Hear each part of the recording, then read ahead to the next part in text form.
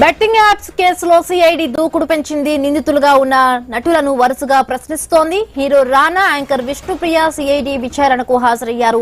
Betting gaming apps నిర్వాహకులు మిమ్మల్ని ఎలా సంప్రదించారని సిఐడి ప్రశ్నల వర్షం కురిపించింది.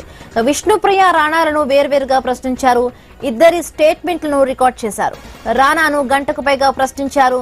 బ్యాంక్ స్టేట్మెంట్లతో ఆయన విచారణకు వెళ్లారు. ఆ యాప్ ప్రమోషన్ కోసం తీసుకున్న పారితోషికం పైన ప్రశ్నించారు.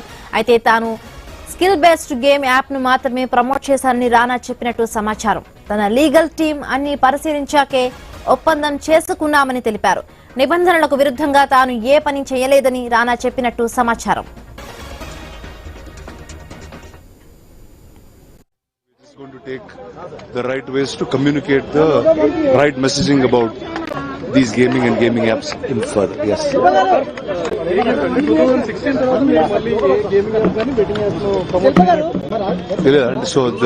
So the legality has come a little later, but I'm here to do whatever they need to help spread the message across it.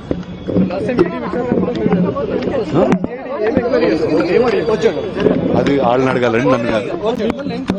అలా నేను చెప్పకూడదండి.